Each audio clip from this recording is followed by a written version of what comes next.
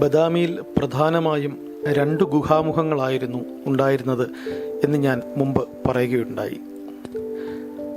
കഴിഞ്ഞ എപ്പിസോഡിൽ വടക്കൻ ഗുഹാഭാഗങ്ങളാണ് കാണിച്ചത്.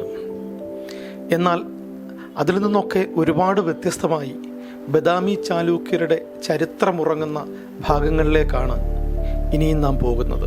എനിക്ക് മുമ്പിൽ നടന്നു പോകുന്നത് എൻ്റെ ഗൈഡ് ബസവരാജ് ആണ്. ഇവരൊക്കെ ടൂറിസം ഡിപ്പാർട്ട്മെൻറ്റിൻ്റെ ട്രെയിൻഡ് ഗൈഡുകളാണ്.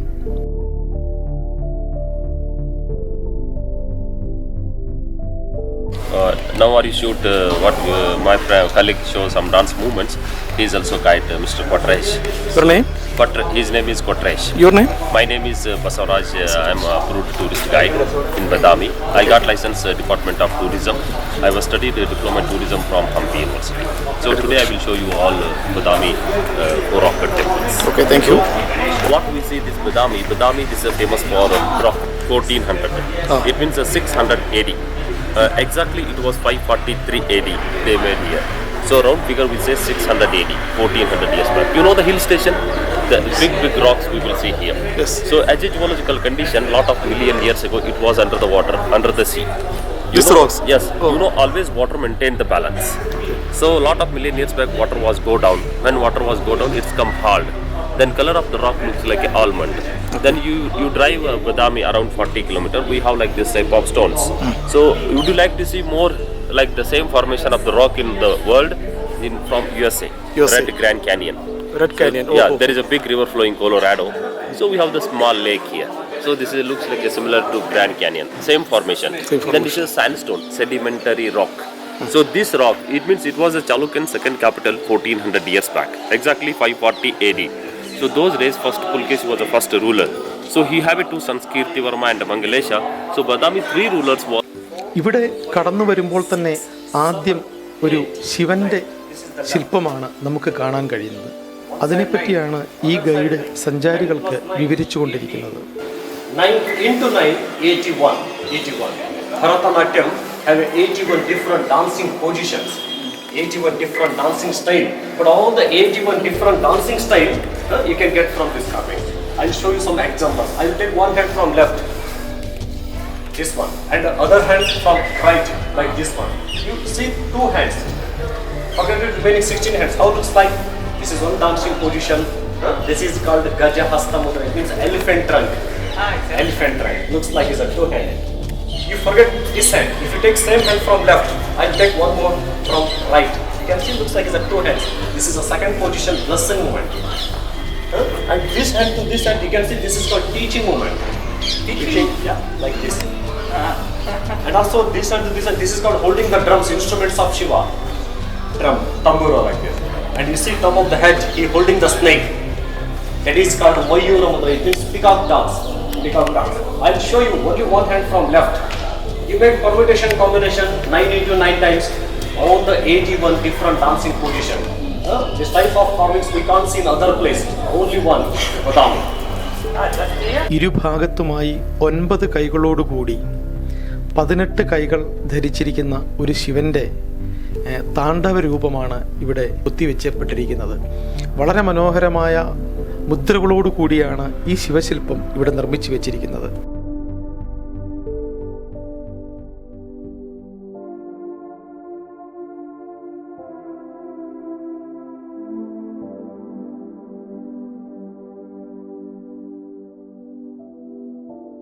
ഇപ്പോൾ നാം കാണുന്നത് ഒരു ഒറ്റക്കല്ലിൽ തീർത്ത ഒരു ശില്പമാണ്. ഇതിൻ്റെ ഒരു ഭാഗത്ത് മറച്ചു വെച്ച് നോക്കുമ്പോൾ ഒരു കാളയുടെ മുഖവും മറുഭാഗം മറച്ചു വെച്ച് നോക്കുമ്പോൾ ഒരു ആനയുടെ മുഖവുമായി ചിത്രീകരിച്ചിരിക്കുന്നു. അതായത് 2 ഭാഗത്തു നിന്ന് നോക്കിയാലും ഒരു 2 തരത്തിലുള്ള മൃഗങ്ങളുടെ രൂപമായി ചിത്രീകരിച്ചിരിക്കുന്ന മനോഹരമായ ഒരു ശില്പമാണ് എനിക്കിവിടെ ബസവരാജ് ഗൈഡ് കാണിച്ചു തരുന്നത്. നിങ്ങൾ വളരെ ശ്രദ്ധയോടുകൂടി നോക്കിയാൽ അറിയാം, ഒരു ഭാഗത്ത് കാളയുടെ തലയും കൊമ്പുമായി രൂപാന്തരപ്പെടുമ്പോൾ മറുഭാഗം ആനയുടെ തുമ്പിക്കൈയും അതിൻ്റെ ഉടലമായി രൂപാന്തരപ്പെട്ടിരിക്കുന്നത് കാലഘട്ടത്തിലെ ചാലൂക്യ ശില്പകലയുടെ എന്ന് പറയുമ്പോൾ കാലഘട്ടത്തിൻ്റെ പഴക്കം നമ്മൾ തീർച്ചയായും ആലോചിക്കണം. അത്തരത്തിൽ ഇങ്ങനെയൊരു ചിന്താഗതി ഉണ്ടാകുന്നതിനെ പറ്റി മാത്രം നമ്മൾ ചിന്തിച്ചാൽ മാത്രം മതി. ഇതിനോടനുബന്ധിച്ച് കാണുന്നത് ഒരു സാധാരണ ദ്വാരപാലകനാണ്. പക്ഷേ എന്നാൽ അതിന് മുകളിലായി ശിവനും പാർവതിയും അവരുടെ വാഹനമായ നന്ദികേശൻ്റെ മുകളിലേറി യാത്ര ചെയ്യുന്നതിന് കാവൽ നിൽക്കുന്ന ഒരു കാവൽ ഭടൻ എന്ന രീതിയിലാണ് ഇതിനെ മൊത്തത്തിലായി ചിത്രീകരിച്ചിരിക്കുന്നത്. ഇവിടെ നമ്മൾ കാണുന്ന പല ശില്പങ്ങളും ഇവിടെ ഭാരതത്തിൽ ഇന്ത്യയിലുണ്ടായിട്ടുള്ള പല കഥകളിൽ നിന്ന് രൂപാന്തരപ്പെട്ടതാണ്.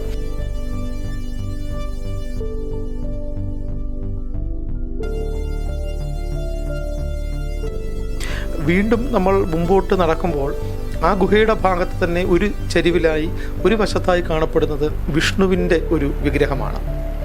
ശരിക്കും ഈ വിഗ്രഹങ്ങളൊക്കെ നമ്മുടെ ഈ മ്യൂറൽ ആർട്ടിൽ പറയപ്പെടുന്ന പോലെ ഒരു ദ്വിമാന രൂപമാണ് ശരിക്കും നമ്മൾക്ക് കാണിച്ചു തരുന്നത്. സ്വാഭാവികമായും അത് കാലഘട്ടത്തിൻ്റേതായ ഒരു ശില്പമായി മാത്രമാണ് നമ്മളിതിനെ കാണേണ്ടത്. ഈ വിഷ്ണുവിൻ്റെ വിഗ്രഹത്തിനോട് ചേർന്ന് തന്നെ ആ കാലഘട്ടത്തിലുള്ള എല്ലാ ആൾക്കാരെയും കാണിക്കുന്ന രീതിയിലുള്ള മുഖങ്ങളാണ് അവിടെ കൊത്തിവെച്ചിരിക്കുന്നത്. അടുത്തത് അതിൻ്റെ ഭിത്തികളോട് ചേർന്ന് തന്നെ ഉള്ളറകളിലേക്ക് ഗുഹകൾ ഈ 4 തൂണുകൾക്കിടയിൽ കൂടി പോകുമ്പോൾ ഉള്ളിലേക്കുള്ള ഒരു കടന്നു ചെല്ലാനുള്ള ഒരു ഭാഗം നമുക്കറിയാം. ഇത് മനുഷ്യനിർമ്മിതമായി തന്നെ കൊത്തിമാറ്റിയ പാറ തുരന്നുണ്ടാക്കിയ ഭാഗമാണെന്ന് നമുക്ക് കാണാൻ പറ്റും. അവിടെ തന്നെ നന്ദികേശൻ്റെ ഒരു രൂപവും അവിടെ നിർമ്മിച്ചു വെച്ചിരിക്കുന്നു. പക്ഷേ അതിൻ്റെ തല നഷ്ടപ്പെട്ട രീതിയിലാണ് നമുക്കിവിടെ കാണാൻ കഴിയുന്നത്. ഇവിടെ കാണുന്ന തൂണുകളിലൊക്കെ തന്നെ ധാരാളം ചെറിയ ചെറിയ ശില്പവിദ്യകളും വളരെ സൂക്ഷ്മതയോടെ നോക്കിക്കണ്ടാൽ നമുക്ക് മനസ്സിലാക്കാവുന്നതാണ്.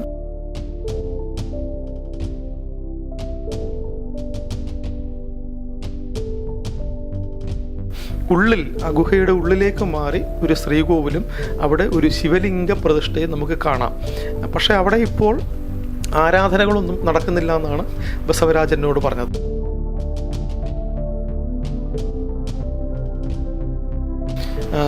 അതേപോലെ തന്നെ ഉള്ളറകളിൽ വളരെ പ്രകാശം കുറവാണ്. ഇവിടെ ഉള്ളിലെ ഭിത്തികളിലാണ് ഞാൻ മുമ്പ് പറഞ്ഞ രതിശില്പങ്ങൾ നിർമ്മിക്കപ്പെട്ടിരിക്കുന്നത്. വ്യത്യസ്തമായിട്ടുള്ള രതികളുടെ വിവിധ ശില്പങ്ങൾ നമുക്കിവിടെ നോക്കിയാൽ കാണാൻ കഴിയും.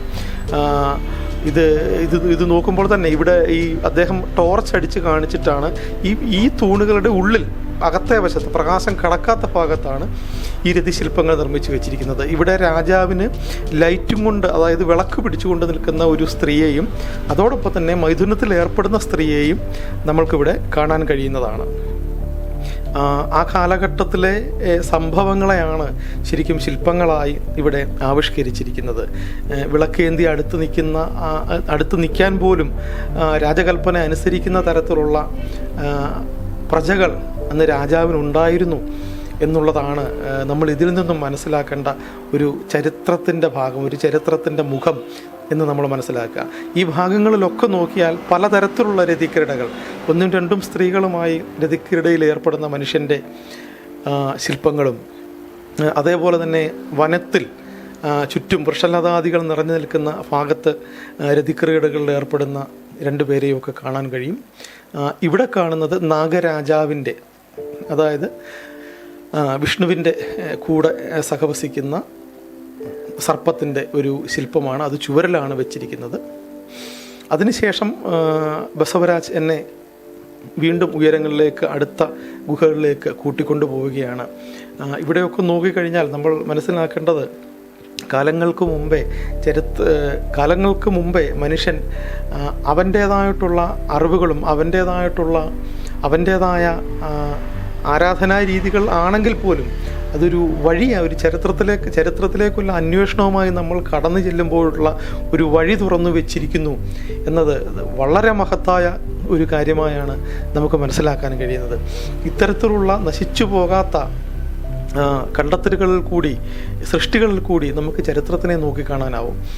ഈ കുന്നുകളിൽ തെക്ക് ഭാഗത്തുള്ള കുന്നുകളിൽ കൂടി നമ്മൾ നടന്നു പോകുമ്പോൾ ഞാൻ കഴിഞ്ഞ എപ്പിസോഡിൽ തൊട്ടപ്പുറത്ത് കാണിച്ച വടക്കൻ കുന്നിലെ ആ ശിവക്ഷേത്രം നമുക്കിവിടെ നിന്ന് നോക്കുമ്പോൾ ഒരു പ്രത്യേക ആംഗിളിൽ ദൂരെ കാണാൻ കഴിയും. ഇത്തരത്തിലുള്ള സ്ഥലങ്ങൾ എന്നെ കാണിച്ചു തന്നത് നമ്മുടെ ഗൈഡാണ്.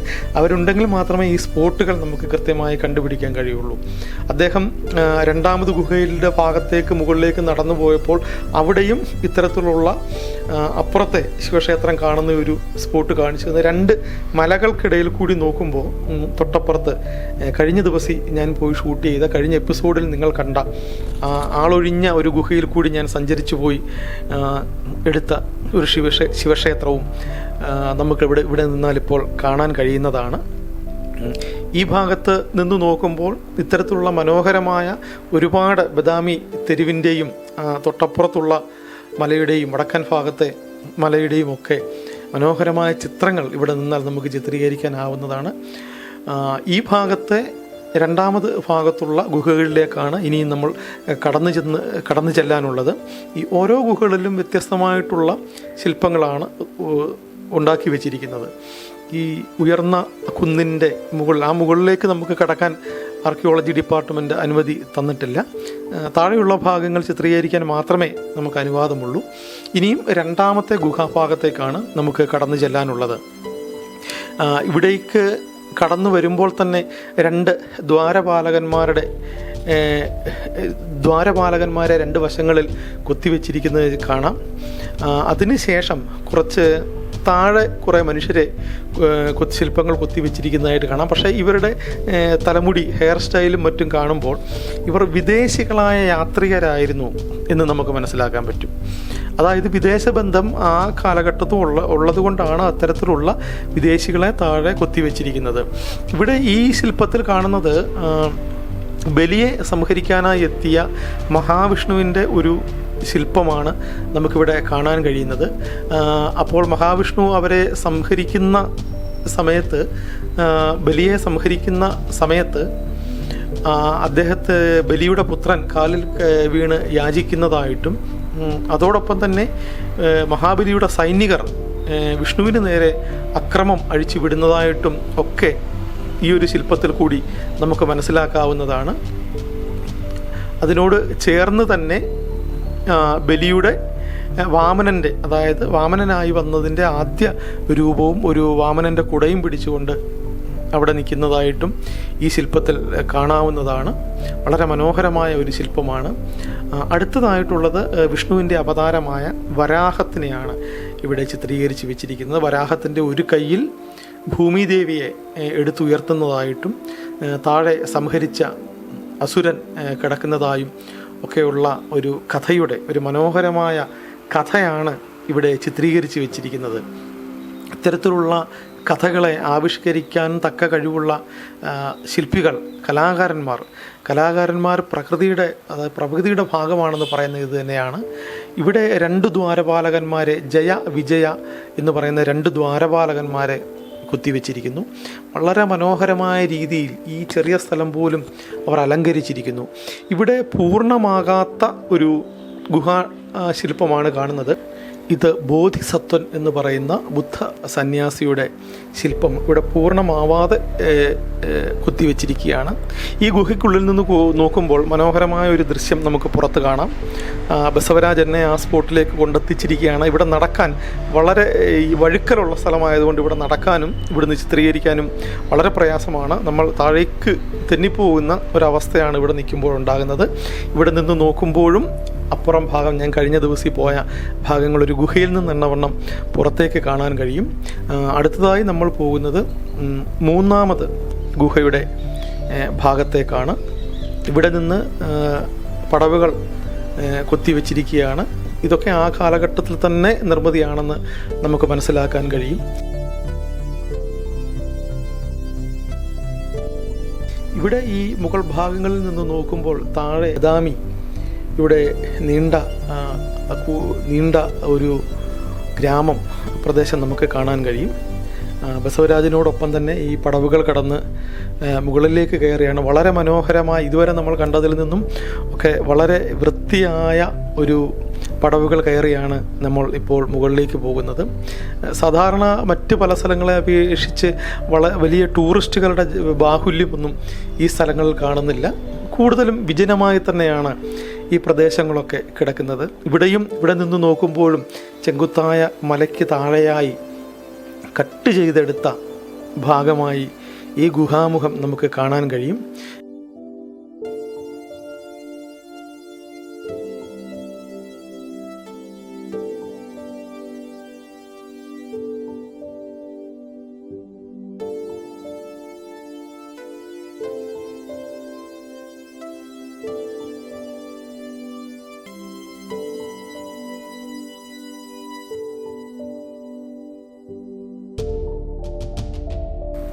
ഇങ്ങനെയുള്ള ചരിത്ര അവശേഷിപ്പുകളിൽ നിന്നും നമ്മുടെ ചരിത്ര പഠനങ്ങൾ ചെന്നെത്തുന്നത് തീർച്ചയായിട്ടും ആ കാലഘട്ടത്തിലേക്ക് കൃത്യമായും വിരൽ ചൂണ്ടുന്ന നഗ്നസത്യങ്ങളിലേക്ക് നമുക്ക് ചെന്നെത്താൻ കഴിയുന്നു എന്നുള്ളതാണ് ഇത്തരത്തിലുള്ള ശില്പങ്ങളുടെ ഒരു പ്രയോജനം എന്ന് നമുക്ക് മനസ്സിലാക്കാം.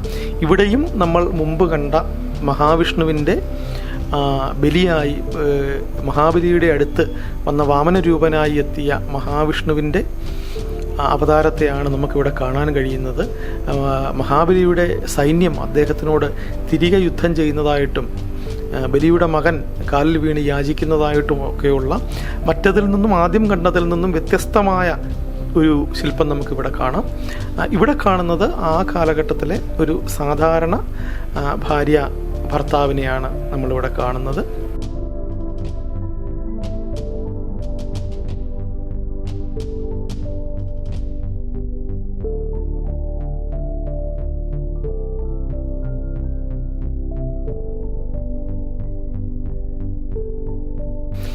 ഇത് ബസവരാജ് എനിക്ക് പറഞ്ഞു തന്നത് ഹാപ്പി ലയൺ എന്നാണ്. ഹാപ്പി ലയൺ എന്നുദ്ദേശിക്കുന്നത് വിജയ നരസിംഹ, അതായത് ഹിരണ്യകശിപുവിനെ കൊന്നതിന് ശേഷം വിജയം വരിച്ചതിന് ശേഷമുള്ള ചിരിക്കുന്ന, സന്തോഷത്തോടെ ചിരിക്കുന്ന ഒരു നരസിംഹത്തിൻ്റെ ശില്പമാണ് ഇവിടെ നിർമ്മിച്ചു വെച്ചിരിക്കുന്നത്. അതോടൊപ്പം തന്നെ മഹാവിഷ്ണുവിൻ്റെ മറ്റൊരു രൂപവും ഇവിടെ ചിത്രീകരിച്ച് വെച്ചിരിക്കുന്നു. വളരെ മുമ്പത്തേതിൽ നിന്നും വ്യത്യസ്തമായി ആണ് ഈ ശില്പങ്ങൾ എന്ന് നമുക്ക് മനസ്സിലാക്കാൻ കഴിയുന്നു.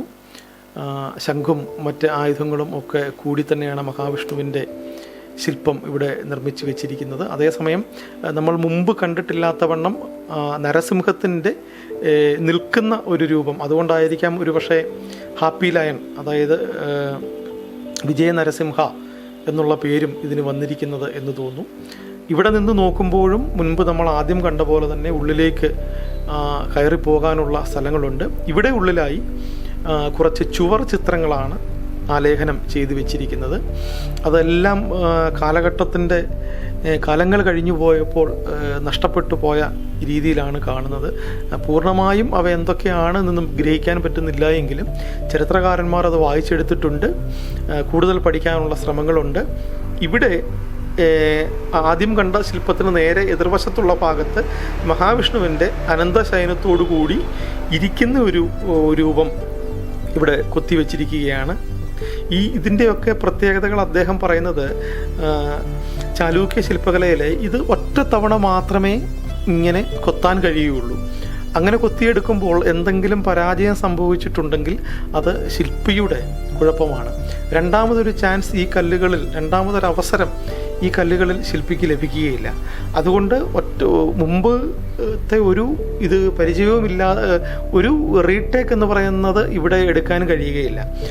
ഒറ്റ തവണ കൊണ്ട് തന്നെ ശില്പം വളരെ മനോഹരമാക്കേണ്ടതിൻ്റെ പൂർണ്ണ ഉത്തരവാദിത്വം ശില്പിക്ക് തന്നെയാണ്.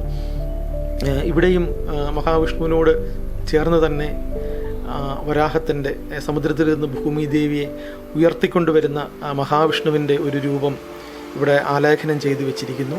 അങ്ങനെ ഈ ഗുഹാമുഖങ്ങൾ നിറയെ ശില്പങ്ങളുടെ ഒരു കലവറ തന്നെ രൂപാന്തരപ്പെട്ടിരിക്കുകയാണ്. ഇവിടെ ഇത്തരത്തിലുള്ള പക്ഷിരൂപങ്ങൾ, ഇത് ഗരുഡൻ്റെ ശില്പമാണ് നിങ്ങൾ ഇവിടെ കാണുന്നത്. ഗരുഡവാഹനം ചുവരിലാണ്, അതായത് നേരെ മുകളിലുള്ള ചുവർഭാഗത്താണ് ആകാശസഞ്ചാരികളുടെയൊക്കെ രൂപങ്ങൾ ചിത്രീകരിച്ചിട്ടുള്ളത്. ഇവിടെയൊക്കെ നിന്ന് പുറത്തേക്ക് നോക്കുമ്പോൾ കാണുന്ന ഈ ചുവന്ന പാറകൾ വളരെ മനോഹരമായ ദൃശ്യാനുഭവമാണ് നമുക്ക് തരുന്നത്. അടുത്ത ഗുഹാഭാഗത്തേക്ക് നമ്മൾ നടന്നു പോകുമ്പോൾ താഴെ ഏറ്റവും ഉയരം നിന്ന് നമ്മൾ ബദാമിയുടെ മറ്റു ഭാഗങ്ങൾ കാണുകയാണ്. ഇവിടമാണ് നമ്മൾ കടന്നു ചെല്ലുമ്പോഴുള്ള ഏറ്റവും ഉയർന്ന ഭാഗം എന്നെനിക്ക് തോന്നുന്നു. ഇവിടെ നിന്ന് നോക്കുമ്പോൾ അഗസ്ത്യ തീർത്ഥവും ഈ എപ്പിസോഡ്, ഈ പരമ്പര ആദ്യം തുടങ്ങുമ്പോൾ ഞാൻ കടന്നു ചെന്ന താഴ്വശത്തുള്ള ഒരു ക്ഷേത്രവും ഒക്കെ നമുക്ക് ഇവിടെ നിന്ന് നോക്കുമ്പോൾ കാണാവുന്നതാണ്. വളരെ മനോഹരമായ ദൃശ്യങ്ങളാണ് ഇവിടെ നിന്ന് നമുക്ക് ചിത്രീകരിക്കാൻ കഴിയുക.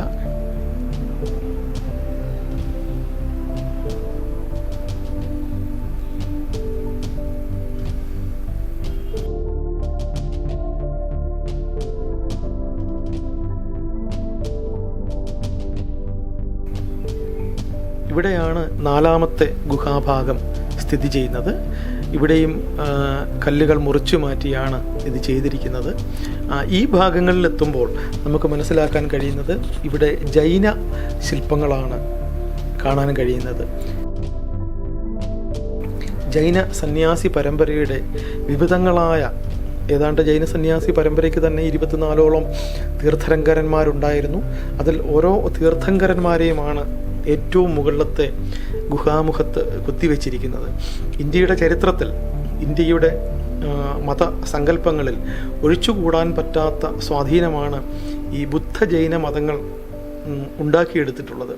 അത് ഓരോ വ്യക്തിയിലും ഓരോ രാജപരമ്പരയിലും ജൈനന്മാരുടെ സ്വാധീനം ഒരിക്കലും ഒഴിവാക്കാൻ പറ്റാത്ത അതായി ഇങ്ങനെ കുടികൊള്ളുകയാണ്. ധാരാളം കഥകളിലൂടെയും ഉപകഥകളിലൂടെയും മതങ്ങളിലൂടെയും ജാതി വ്യവസ്ഥകളിലൂടെയും ഒക്കെ കൈമാറി വരുന്ന ഈ പാരമ്പര്യങ്ങളിൽ ഒക്കെ തന്നെ ഇത്തരത്തിലുള്ള ജൈന ബുദ്ധ സങ്കല്പങ്ങൾ പല രീതിയിൽ കടന്നുകൂടിയിട്ടുണ്ട്. ഈ ചുവരുകളിലൊക്കെ പല തരത്തിലുള്ള തീർത്ഥങ്കരന്മാരെ, അതായത് ഇവരുടെ വേഷം കൊണ്ടും ഇവരുടെ തലപ്പാവ് കൊണ്ടും ഇവരുടെ ആഭരണം കൊണ്ടും ഇവരുടെ കർണാഭരണങ്ങൾ കൊണ്ടുമൊക്കെയാണ് ഈ 24 തീർത്ഥങ്കരന്മാരെയും പല രീതിയിൽ നമ്മൾ മനസ്സിലാക്കാൻ കഴിയുന്നത്. ഇനിയും വരുന്ന എപ്പിസോഡുകളിലൊക്കെ ശ്രാവണ ബൽഗോളയിലേക്കൊക്കെ പോകുമ്പോൾ ഈ ബാഹുബലിയെ പോലെയുള്ള തീർത്ഥങ്കരന്മാരെ നമുക്ക് കാണാൻ കഴിയും. സർപ്പങ്ങൾ ചുറ്റി കാലിലിരിക്കുന്ന തീർത്ഥങ്കരനൊക്കെ വളരെ പ്രത്യേകമായ പേരുകളാണ് ഇവർ പലരും പറഞ്ഞിരിക്കുന്നത്. അത് ഓരോ സ്ഥലങ്ങളിലെ ഗൈഡുകൾ നമുക്ക് പറഞ്ഞു തരുമ്പോൾ മാത്രമാണ് ഇത് ഏത് തീർത്ഥങ്കരനാണ് എന്ന് നമുക്ക് കൃത്യമായി മനസ്സിലാക്കാൻ കഴിയുന്നത്. ചുവരുകളിലൊക്കെ തന്നെ ധാരാളം തീർത്ഥങ്കരന്മാരുടെ പ്രതിമകൾ നമുക്ക് കാണാൻ കഴിയും. ഇത്തരത്തിലുള്ള ശില്പങ്ങൾ ശ്രാവണ ബൽഗോളയിലാണ് ഞാൻ രണ്ടാമത് കൂടുതലായും കണ്ടിട്ടുള്ളത്. എന്നാൽ ഇന്ത്യയിൽ എവിടെ സഞ്ചരിച്ചാലും, ദക്ഷിണേന്ത്യ മുഴുവൻ ഞാൻ സഞ്ചരിക്കുമ്പോൾ പല ഒഴിഞ്ഞ കുന്നിൻപുറങ്ങളിലും പാറപ്പുറങ്ങളിലുമൊക്കെ ഇത്തരത്തിലുള്ള തീർത്ഥങ്കരന്മാരെ ചിത്രീകരിച്ചിരിക്കുന്നത് എനിക്ക് കാണാമായിരുന്നു. ഇവിടെ നിന്ന് നോക്കുമ്പോൾ ബദാമിയുടെ വളരെ മനോഹരമായ സൗന്ദര്യ രൂപം നമുക്ക് കാണാൻ കഴിയുന്നു. കുന്നുകൾ ഇറങ്ങിയ ശേഷം ഞാൻ അടുത്ത ഒരു ചരിത്ര കേന്ദ്രത്തിലേക്ക് ബസവരാജ് പറഞ്ഞതനുസരിച്ച് പോവുകയാണ്. ഈ യാത്ര ഇങ്ങനെ നിരന്തരമായി കൂടുതൽ ചരിത്രങ്ങളിലേക്കും മനുഷ്യൻ്റെ ജീവിത രീതികളിലേക്കും ഒക്കെ ഒരു അന്വേഷണാത്മകമായി ഞാൻ എൻ്റെ മോട്ടോർ സൈക്കിളിൽ ഇങ്ങനെ യാത്ര തുടർന്നുകൊണ്ടേയിരിക്കുകയാണ്. ഈ സ്ഥലങ്ങൾ നോക്കിയാൽ അറിയാം, ബദാമിയുടെ, അതായത് കർണാടകയുടെ, ഇന്ത്യയുടെ പല ഭാഗങ്ങളിലെയും നമ്മൾ എത്രമാത്രം വൃത്തിയോടുകൂടി സൂക്ഷിക്കേണ്ടതിൻ്റെ ആവശ്യമുണ്ട്. പ്രത്യേകിച്ചും ചരിത്രമുറങ്ങുന്ന ഇത്തരത്തിലുള്ള സ്ഥലങ്ങൾ നമ്മൾ വളരെയധികം ശ്രദ്ധയോടുകൂടി നമ്മുടെ രാജ്യത്തിന് തന്നെ ഒരു മുതൽക്കൂട്ടാവുന്ന രീതിയിൽ ഇത്തരത്തിലുള്ള സ്ഥലങ്ങൾ സംരക്ഷിക്കേണ്ടതുണ്ട്. എന്നാൽ നമുക്കിപ്പോൾ ഇവിടെ നിന്ന് കാണുന്ന ദൃശ്യങ്ങളിൽ വളരെ മോശമായ രീതിയിലാണ് ഈ സ്ഥലങ്ങൾ ക്രമീകരിച്ചിരിക്കുന്നത്. ഭരണാധികാരികളുടെയോ ആരുടെയൊക്കെയോ കുഴപ്പങ്ങൾ കൊണ്ടാവാം ഇത്തരത്തിലുള്ള കാര്യങ്ങൾ വരുന്നത് എന്ന് നമുക്ക് കൂടുതലായി അന്വേഷിക്കേണ്ടതുണ്ട്. ഇന്നത്തെ യാത്രയ്ക്ക് ശേഷം ഇവിടെ അത്യാവശ്യം കൊള്ളാം എന്ന് തോന്നുന്ന ഒരു ഹോട്ടലിലേക്ക് കയറി അവിടുന്ന് നമുക്ക് കഴിക്കാൻ പറ്റുന്ന ഒരു ഫുഡ് ഏതാണോ എന്ന് തീരുമാനിച്ചാണ് ഞാനിത് വാങ്ങിയത്. ശരിക്കും ഇത്തരത്തിലുള്ള സ്ഥലങ്ങളിലേക്ക് വരുമ്പോൾ നമ്മുടെ ഭക്ഷണക്രമം വളരെ പ്രയാസകരമായി മാറുകയാണ്. കാരണം ഇത്തരത്തിലുള്ള പല സ്ഥലങ്ങളിൽ നിന്നും ഇന്ത്യയിലെ ഗ്രാമങ്ങളിൽ കൂടി സഞ്ചരിക്കുമ്പോൾ നമുക്ക് ഉദരരോഗത്തിൻ്റെ വലിയ പ്രശ്നങ്ങൾ ഞാൻ ഒരുപാട് അനുഭവിക്കേണ്ടതായിട്ട് വന്നിട്ടുണ്ട്. പക്ഷേ എങ്കിലും നമുക്കൊരിക്കലും അതിൽ നിന്നും മാറാൻ കഴിയില്ല. കാരണം ഇരുചക്രവാഹനത്തിലുള്ള യാത്ര ശരീരത്തിനെ വളരെയധികം തളർത്തുന്നതാണ്. എങ്കിലും യാത്രയോടുള്ള അദമ്യമായ ആഗ്രഹം കൊണ്ടും ഈ പ്രകൃതിയെയും ഈ സമൂഹത്തെയും മനുഷ്യരിൽ നിന്നും മനുഷ്യരിലേക്ക് യാത്ര ചെയ്യുകയും അവരുടെ അനുഭവങ്ങൾ പങ്കുവയ്ക്കുന്നതും അവരുടെ ജീവിത രീതികൾ പങ്കുവയ്ക്കുന്നതും ഒക്കെ കേൾക്കാൻ, ഇന്ത്യ എന്തെന്നറിയാൻ വീണ്ടും ഞാൻ നിരന്തരമായി എൻ്റെ യാത്രകൾ ഇങ്ങനെ തുടർന്നുകൊണ്ടേയിരുന്നു.